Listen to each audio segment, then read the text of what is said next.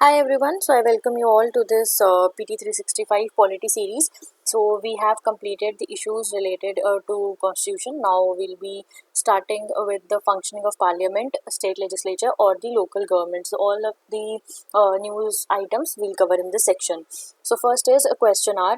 So why was it in news? In the wake of the ongoing COVID-19 pandemic, Lok Sabha and the Rajya Sabha suspended the question hour and private members' business during the last monsoon session of the parliament. तो कोविड-19 की वजह से लोकसभा और राज्यसभा ने question hour and private members business को suspend कर दिया। Now let us see what is question hour. So first of all day in a parliament is what from 11 बजे से लेकर 12 बजे तक इज क्वेश्चन आवर। उसके बाद 12 से 1 बजे तक is zero hours. Zero hour में स्पेशल मेंशन है लाइक पेपर्स टेबल मतलब जितने बिल्स है वो इंट्रोड्यूस होते हैं। 1 से 2 बजे तक लंच है। Then 2 to 6 PM is legislative business, short duration discussion on Fridays and the last 2.5 hours they are reserved for private members bill. तो इस पर लेजिस्लेटिव बिजनेस सारे होंगे, ये जो भी डिस्कशंस है फ्राइडेज को होते हैं। And also the 2.5 hours they are reserve for private members business, तो उनका जो भी काम है वो इसके अंदर करते हैं। Next now let us see कि what is question hour. This is the first hour of the sitting as we have seen कि पहला सिटिंग की पहला घंटा जो है that is question hour. During this MPs ask question to ministers. MP minister को question पूछते हैं and hold them accountable for the functioning of their ministries. तो MPs that is member of the parliament. Okay now member of parliament सारी जितने भी है, ठीक है, मतलब लोकसभा राज्यसभा में जितने भी मेंबर्स है they are members of the parliament. Who are the ministers? Ministers वो है जो काउंसिल ऑफ मिनिस्टर्स के अंडर है, वो मिनिस्टर्स हैं। और प्राइवेट मेंबर वो होते हैं चाहे वो रूलिंग पार्टी से हैं चाहे वो अपोजिशन पार्टी से हैं, वो मिनिस्टर नहीं है, वो सारे प्राइवेट मेंबर्स होते हैं। Both the houses of the parliament follow their own set of rules, दोनों के अपने अपने रूल्स हैं। So at the beginning of the parliament in 1952 Lok Sabha rules provided for question hour to be held every day.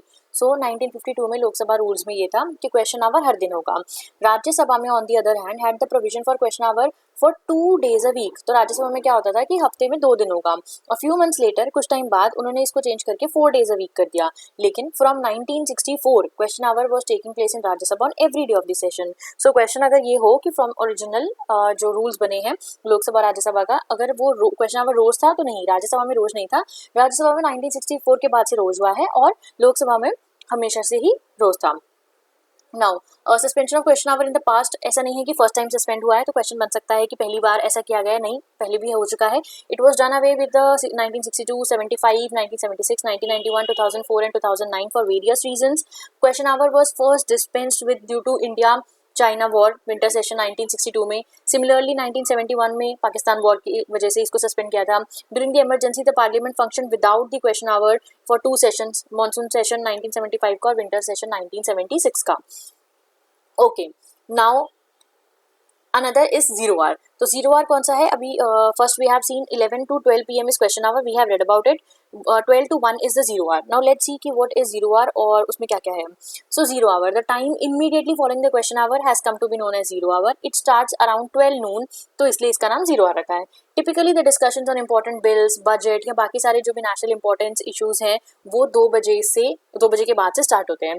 Members wishing to raise matters during the zero hour need to give notice. तो अगर आपको zero hour में कोई मतलब कोई ऐसा matter raise करना है तो आपको पहले स्पीकर को नोटिस देना पड़ेगा prior to the start of the daily session. मतलब 11 बजे से पहले आपको नोटिस दे देना होगा स्पीकर को कि मुझे ये मैटर रेज करना है, उसके बाद स्पीकर आपको परमिशन देंगे। तो zero hour is an Indian parliamentary innovation. Unlike question hour is not mentioned in the rules of the procedure.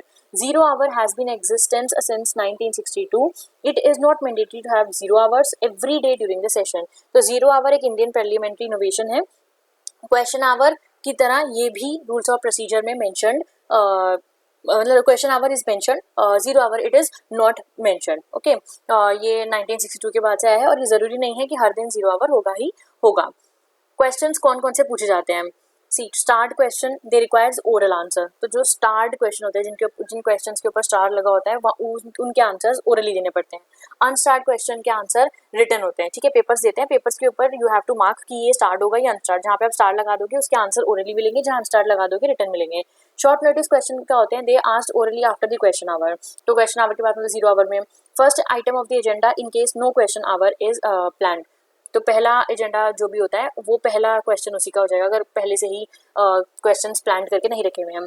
Questions to private members कौन से है, the matters connected to the member to whom the question is asked, that is the bill और the resolution, तो that question is to be asked to private members. Half an hour discussion क्या है, it is held with speaker's permission in case member is not satisfied with answer to start or unstart question, तो अगर कोई member अपने start या unstarred question के answer से satisfied नहीं है तो हाफ एन आवर डिस्कशन दिया जाएगा, लेकिन उसके लिए पहले स्पीकर की परमिशन लेना is mandatory. There is a condition 15 days prior notice to the speaker or the chairman to ask the question, that is period can be reduced by speaker or chairman, अगर चाहे तो 15 दिन से कम कर सकते हैं।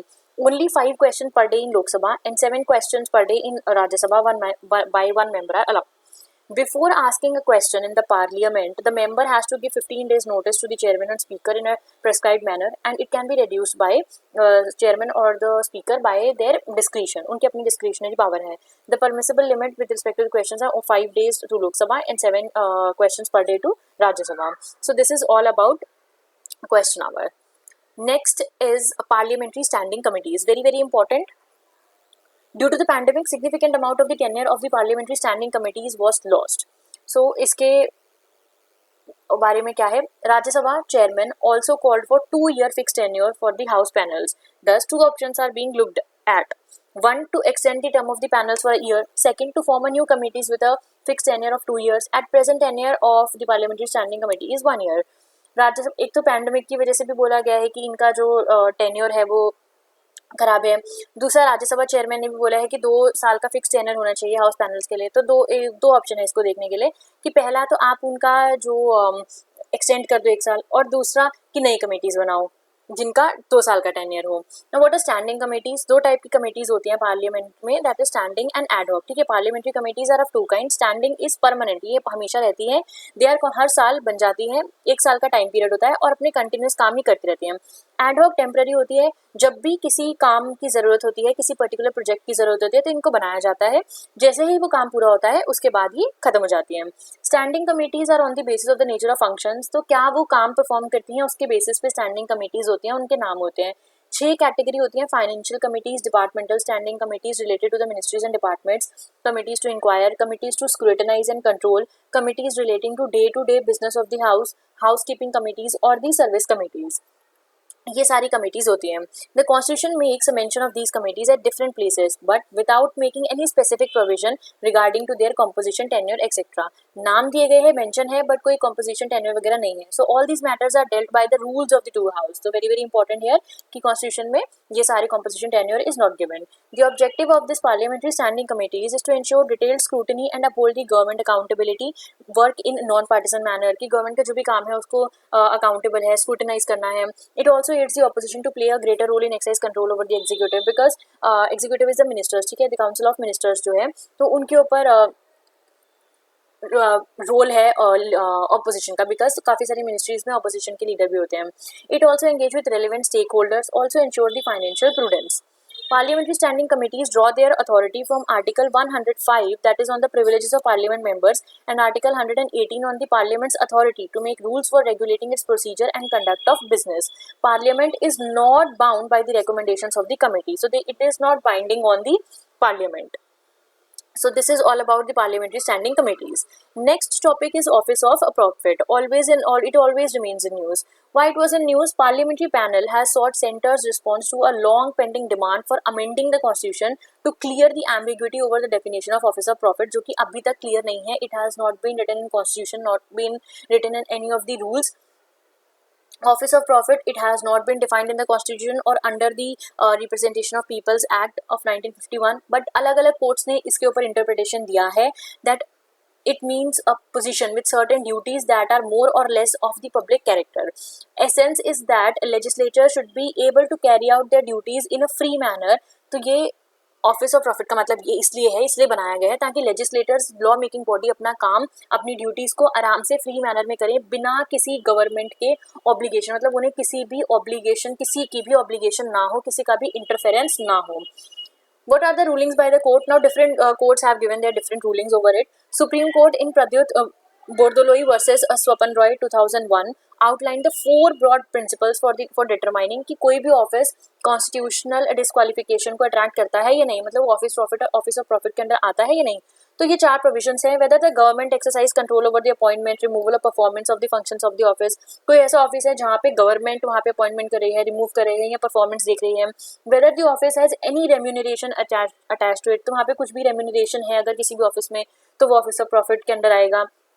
Whether the body in which the office is held has the government powers, तो जो भी ऑफिस है, जो भी बॉडी है जहाँ पे वो काम हो रहा है, वहाँ पे गवर्नमेंट के पावर्स तो नहीं है, मतलब मनी रिलीज करना, लैंड अलॉट करना, लाइसेंस ग्रांट करना, ये सब तो नहीं है. अगर है तो वो ऑफिस ऑफ प्रॉफिट के अंदर आएगा.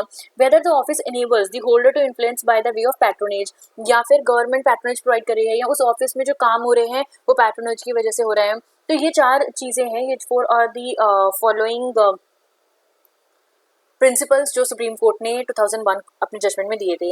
Again supreme court while upholding the disqualification of Jaya Bachchan from Rajya Sabha in 2006 had said that for deciding the question कि चाहे वो कोई भी इंसान ऑफिस ऑफ प्रॉफिट होल्ड कर रहा है या नहीं कर रहा, what is relevant is whether the office is capable of, ये नहीं है कि उसमें से कोई प्रॉफिट आ ही रहा है, कि अगर वो प्रॉफिट जनरेट भी करे, मतलब जनरेट कर भी सकता है, अगर थोड़ी सी भी 1% ऑप्शन है या कोई चॉइस है कि वो ऑफिस ऑफ प्रॉफिट या फिर कोई प्रॉफिट जनरेट कर सकता है, कोई पेक्यूनरी गेन निकल सकता है, and not whether the person actually obtained a monetary gain और नॉट, कि अगर वो 4 प्रोविजंस हैं जो 2001 केस में सुप्रीम कोर्ट ने दिए थे, वो 4 हैं तो ऑफिस ऑफ प्रॉफिट है. और अगर वो 4 केसेस में भी कोई मॉनेटरी गेन किसी पर्सन ने लिया है या ना लिया है, या फिर वो ऑफिस और जो ऑफिस है वो कोई भी प्रॉफिट या कोई भी पेक्यूनरी गेन प्रोवाइड कर रहा है उस पर्सन को, तो भी वो ऑफिस ऑफ प्रॉफिट में आएगा. Constitutional provisions under article 102(1) and under article 191(1) an MP or an MLA is barred from holding any office of profit under the central or the state government. Also under RPA Act of 1951, holding an office of profit is the grounds for disqualifications. तो Constitution and Act में it has not been defined, but it has been written कि office of profit under the central or state government will be barred from holding any office. Also, it is the ground for disqualification. Office of profit law simply seeks to enforce a basic feature of the Constitution, the principle of separation of power between the legislature and the executive, कि दोनों अपने अपने काम आराम से अलग अलग कर सकें. As well, legal provisions are given. The Parliament Prevention of Disqualification Act 1959 lists a wide-ranging number of offices that are exempted from disqualification. Also, legal provisions are given. Parliament Prevention of Disqualification Act 1951 में बहुत सारे ऐसे offices दे रखे हैं which are exempted from disqualifications. Next is Rajya Sabha elections. So, let us proceed further. Recently, Rajya Sabha elections to 19 seats across 8 states were concluded. So, Rajya Sabha election क्यों होते हैं? It is a permanent body and 1/3 members retire every day, like 6 years का tenure होगा, 6-year tenure. It's very simple. 1/3 member every second year. तो एक member जो है that is for 2 into 3 6 years का tenure हो गया. Okay, it's very basic. कौन इलेक्ट है? तो they are elected by the elected members of the state legislative assemblies, के elected members इनको elect करते हैं by the method of proportional representation by the means of a single transferable vote. Also, in the 4th schedule the seats have been allocated on the basis of population, कि कौन से state से कितना है. Also, under Article 80, total strength of the Rajya Sabha is 250, out of which 12 are nominated by the President on certain grounds, and the term is of 6 years, as I have already told. If by election elected member remains still remainder or a term, by election से अगर वो दोबारा आ जाते हैं तो they can. Here the nomination of President 12 members are on the basis of literature, science, social service and arts. Article 84 is qualifications of members.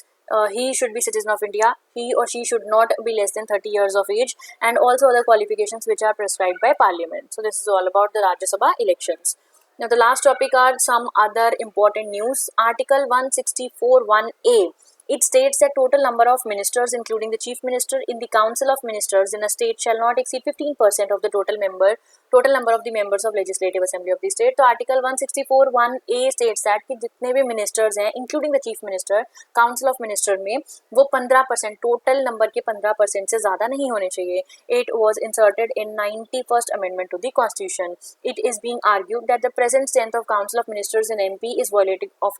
अच्छा, ये 15% का प्रोविजन इसलिए बनाया था सो दैट कि काउंसिल ऑफ मिनिस्टर्स में ज़्यादा से ज़्यादा लोग ना आ जाएं, क्योंकि अब जितने भी रूलिंग पार्टी के मेंबर्स हैं, फॉर एग्जांपल हाउस में सारे रूलिंग पार्टी के मेंबर्स तो काउंसिल ऑफ मिनिस्टर्स में नहीं आते, तो और पोस्ट बनाते रहते हैं कि उनको खुश करने के लिए, उनको अपनी पार्टी में लेने के लिए। तो ये पॉलिटिकल एजेंडा को हटाने के लिए it has been introduced. Next is breach of privilege. Supreme Court recently gave relief to Arnab Goswami in breach of privilege case for making derogatory remarks against the CM of Maharashtra. So breach of privilege क्या है? It is ये news, it is not important, but what is breach of privilege? It is a violation of any of the privileges of the MPs or the Parliament under Article 105 or MLAs, both of the House of State Legislators under Article 194. कोई भी act that obstructs or impedes either house of the state legislature in performing its functions is treated as a breach of privilege। मतलब अगर कोई भी ऐसा act या कुछ ऐसा आप किसी ने बोल दिया है जो कि स्टेट लेजिस्लेचर के काम में ऑब्स्ट्रक्शन है, तो वो ब्रीच ऑफ प्रिविलेज होगा। As there is no law enacted by the parliament, breach of privileges are governed by the British parliamentary convention. तो अभी कुछ लॉ तो आया नहीं है, तो वो पुराना जो चलता आ रहा है वही कंटिन्यूएशन में है। Next is MP LAD fund, member of parliament local area development fund. This is very important question, काफी बार पूछे हैं इससे in the previous year, you can check also. Members of parliament have urged the government, members of parliament ने government को अर्ज किया है कि वो फंड्स को रिलीज करें for projects which are sanctioned in 2018 and 2019 which were suspended due to कोविड-19 पेंडेमिक। तो उनको बोला है कि आप वो फंड्स दो जो 18-19 के कोविड-19 पेंडेमिक की वजह से सस्पेंड कर दिए थे। MP LAD scheme is a central government scheme. तो ये एक सेंट्रल गवर्नमेंट स्कीम है which provides each MP with the choice to suggest to the district collector for works to the tune of 5 crore per annum. तो ये scheme central government की है जिसमें MPs को उनकी चॉइस से कि वो किसी भी डिस्ट्रिक्ट कलेक्टर को सजेस्ट कर सकते हैं 5 करोड़ हर साल दिया जाएगा काम के लिए। MPs also have to recommend every year works consist costing at least 15% of the MP lads entitlement for the year for the areas जो कि SC पॉपुलेशन में है। 15% यहाँ पे लगाना होगा, 7.5% जहाँ पे SC पॉपुलेशन है वहाँ पर लगाना पड़ेगा। उन्हें ये देखना है they have to recommend every year हर साल। Last is Attorney General tenure extended for 1 year. President has reappointed KK Venugopal as Attorney General for 1 year.